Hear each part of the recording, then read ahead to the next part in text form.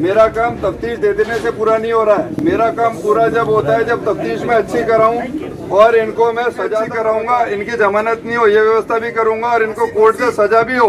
मैं इसको case officer scheme में लूंगा, मैं इस केस को, और इसको जो है ट्रायल तक मैं पीछा करूंगा। और भावना ये रहेगी कि ऐसी घटना इस क्षेत्र में दोबारा, इस क्षेत्र में और किसी भी क्षेत्र में नहीं हो। उसकी जो पत्नी है उसको जो संविदा के अनुसार नौकरी शीघ्र से शीघ्र कलेक्टर साहब ने बता दिया है वो भी दिलवाएंगे।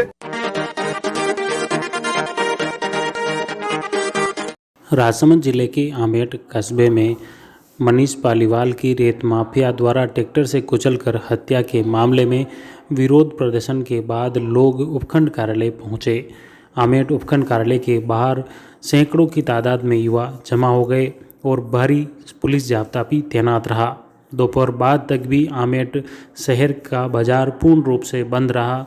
लोग चाय की थड़ियों के लिए भी उधर उधर भटकते हुए दिखाई दिए। चौतरफा पुलिस प्रशासनिक अफसरों की गाड़ियां खड़ी मिली और पूरे बाजार में सन्नाटा पसरा हुआ था। इसके चलते ग्रामीण क्षेत्र से खरीदारी के लिए बाजार में आए लोगों को भी यहां से बेरंग लौटना पड़ा। पूरे बाजार में सन्नाटा छाया रहा, जिसके चलते बस स्टैंड से लेकर पुलिस थाना, पंचायत समिति और नगर पालिका कार्यालय के बाहर तक पूरा बाजार में सन्नाटा पसरा रहा। इस दौरान सभी लोग उपखंड कार्यालय के बाहर जमा हो गए, जहां पर जिला कलेक्टर नीलाभ सक्सेना, एसपी सुधीर जोशी भी वहां पहुंच गए थे। परिवार से भी मिले और क्षेत्रीय लोगों के प्रतिनिधि मंडल से भी मिले। लोग मुआवजे की मांग कर रहे थे। बाद में जिला कलेक्टर और एसपी द्वारा परिवार के परिजनों से बातचीत करने के बाद उन्हें संतुष्ट किया और उसके बाद एसपी सुधीर जोशी ने जिला कलेक्टर नीलाभ सक्सेना के साथ बाहर आकर आश्वासन दिया कि जो अवैध रूप से बजरी खनन कर रहे हैं उनके खिलाफ सख्त कार्रवाई की जाएगी और परिवार को 8 लाख रुपए मुआवजा दिया जाएगा। इसके अलावा भी जो भी सहायता होगी हर संभव प्रशासन और पुलिस द्वारा उन्हें की जाएगी। साथ ही आरोपियों को निश्चित तौर पर उन्हें जेल भिजवाना और सज़ा दिलवाने तक की कार्रवाई अंतिम रूप से करने के लिए एसपी सुधीर जोशी ने वादा किया। एसपी सुधीर जोशी ने कहा कि वे हर संभव इस पूरे मामले को खुद वॉच करेंगे और इस प्रकरण की जांच राजनगर के थाना प्रभारी हनुमंत सिंह राजपुरोहित द्वारा करवाई जाएगी। जो क्षेत्रीय लोगों की डिमांड थी, उस डिमांड के आधार पर जांच अधिकारी भी राजनगर थाना प्रभारी हनुमंत सिंह को लगाया गया है और इसके अलावा इस पूरे मामले की जाँच जो भी होगी उसकी हर एक पहलू एसपी सुधीर जोशी द्वारा खुद वॉच किया जाएगा। अब देखिए, इस हंगामे और विरोध प्रदर्शन के बाद जिला कलेक्टर नीलाभ सक्सेना और एसपी सुधीर जोशी बाहर आए और बाहर आकर लोगों से किस तरह से बातचीत की, क्या कुछ कहा, आप देखिए। हमारे परिवार का व्यक्ति गया है, हमको बहुत संवेदना है। साहब ने कहा है कि जो मैक्सिमम मुआवजा मिल सकेगा वो दिलवाएंगे। 8 लाख रुपए का प्रावधान पीड़ित प्रतिकर योजना में है, उससे भी अधिक जो भी मिल सकेगा मुख्यमंत्री सहायता कोष से या किसी अन्य मद से, उसके लिए सरकार को सिफारिश करेंगे। सरकारी नौकरी के लिए हमारे स्तर से साहब लिखकर भिजवा देंगे। 15 दिन के अंदर अंदर में जो पीड़ित हैं उनकी पत्नी को संविदा पर नौकरी दिलवा देंगे, नगर पालिका या पंचायत समिति में रखवा देंगे। तीसरी मांग ये थी कि बजरी के स्टॉक पर सख्त कार्रवाई हो, उसके संबंध में तत्काल टीम भेज दी गई है और इसके अलावा पेट्रोलिंग और फोर्स भी होगी। साहब ने आदेश दिया है कि नेक्स्ट जब भी साहब पधारेंगे उससे पहले इस एरिया में ऐसी कोई घटना नहीं होगी। चौथी बात जो कही गई थी कि इस केस का जो ऑफिसर है, ऐसा है, शांति से सुनना भाई लोगों, जितनी तकलीफ आप सबको है उतनी तकलीफ मेरे को भी है। मान रहा हूँ कि हमारे परिवार का कोई बच्चा गया है और हमारे में भी मानवीय संवेदना है। कल रात से मेरे को जितनी आपको तकलीफ है उतनी मेरे को है। कार्रवाई कर रहे हैं और पुख्ता करेंगे। आप लोगों ने कहा था कि साहब तफ्तीश बढ़िया से बढ़िया अधिकारी से कराओ और जो हमारे श्रेष्ठ अधिकारी आपने हनुमंत सिंह जी के लिए कहा उनको मैंने तफ्तीश अभी के भी दे दी है। एक मिनट सुना है, मेरा काम तफ्तीश दे देने से पूरा नहीं हो रहा है। मेरा काम पूरा जब होता है जब तफ्तीश में अच्छी कराऊं और इनको मैं सजा तक पहुंचाऊं। मैं ये नहीं चाहूंगा कि मैं अभी आप लोगों की प्रशंसा बटोर लूं। मैं तफ्तीश भी अच्छी कराऊंगा, इनकी जमानत नहीं हो ये व्यवस्था भी करूंगा और इनको कोर्ट से सजा भी हो। मैं इसको केस ऑफिसर स्कीम में लूंगा मैं इस केस को, और इसको जो है ट्रायल तक मैं पीछा करूंगा। और भावना ये रहेगी कि ऐसी घटना इस क्षेत्र में दोबारा, इस क्षेत्र में और किसी भी क्षेत्र में नहीं हो। एक आपने लोगों ने मेरे को बताया था कि क्षेत्र के अंदर लगभग 300-400 बीघा है जहाँ पे ये बजरी का इस तरह का काम करते हैं अवैध रूप से।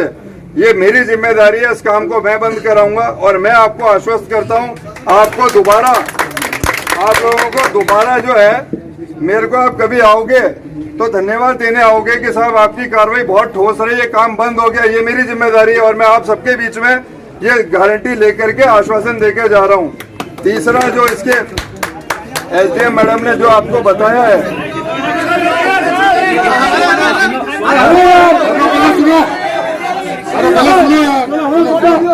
शांति रखो, पूरी बात सुनो, देखो ऐसा है, अरे सुनो भाई सुनो,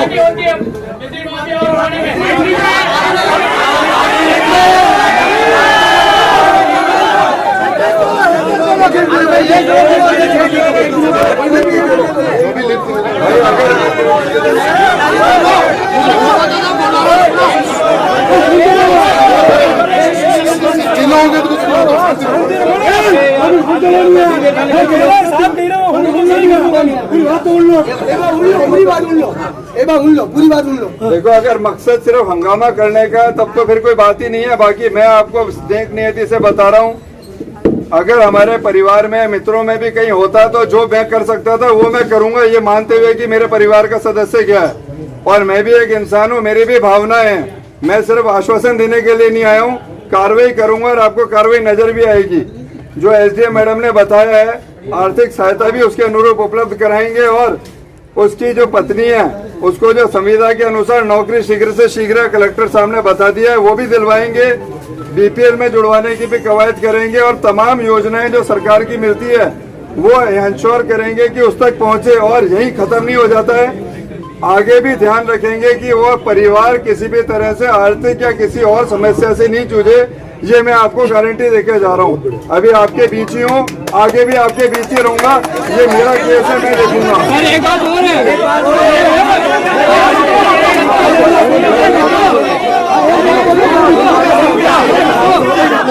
कलेक्टर एसपी से पहले भी एएसपी व एडीएम रामचरण शर्मा द्वारा भी कई बार समझाइश की गई लेकिन लोग नहीं माने। देखिए अस्पताल परिसर में अतिरिक्त जिला कलेक्टर व अतिरिक्त जिला पुलिस अधीक्षक द्वारा किस तरह से समझाइश के प्रयास किए गए लेकिन लोग अपनी मांग को लेकर अड़े रहे। 50 लाख रुपए मुआवजा व सरकारी नौकरी को लेकर अड़े हुए थे। देखिए वो फिर मैं आपको जवाब भी दूंगा।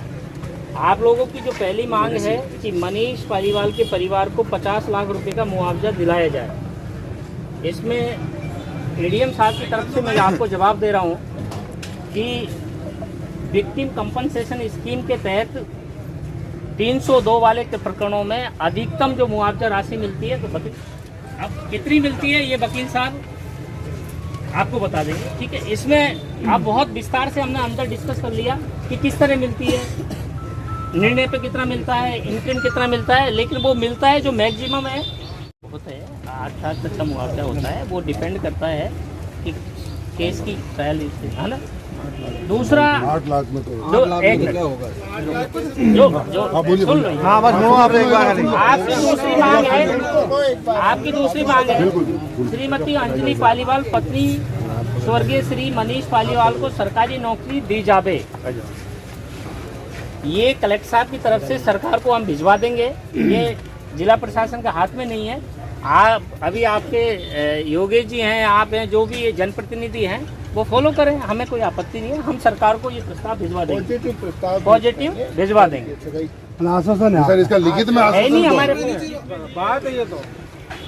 अवैध रेती खनन करने वाले ट्रैक्टर मालिक, ड्राइवर, लेबर, औरतें अवैध खनन करते हैं।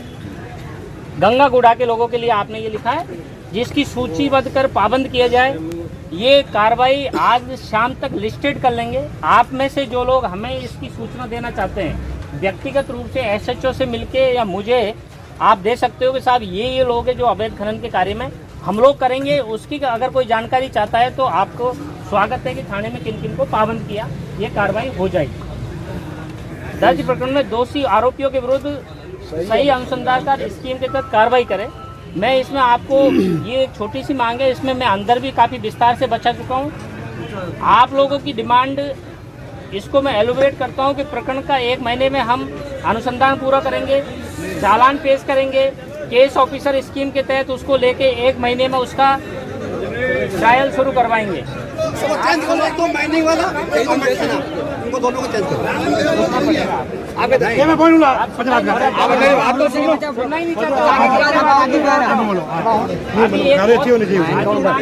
अभी 302 के मामले के साथ साथ इसमें माइनिंग करते हुए ये घटना हुई है, MMRD एक्ट जोड़ा जाए तो वो हमने लोगों को बता दिया, इसमें माइनिंग जोड़ा जाए ताकि उसका टेस्ट लंबे टाइम तक नहीं छूटे। यही है ना आपकी बाजी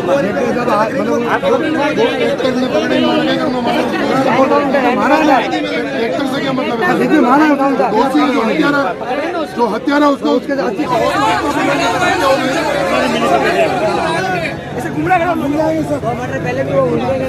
असल में इन लोगों का क्या कहना है मैं बता देता हूँ। मामले तुम्हारे थाने में निपटते हैं, थाने में अगर रेमा पे निपटाते हैं। मेरी बात तो सुनो भाई, इनके हौसले बुलंद क्यों हुए? क्योंकि थाना में मेरी बात सुनो, जो बीट सुन लो ना भाई, मेरी बात सुनो, बीट कांस्टेबल भी इसके अंदर आया, वो आपका लेता होगा, इसलिए ये हुआ है।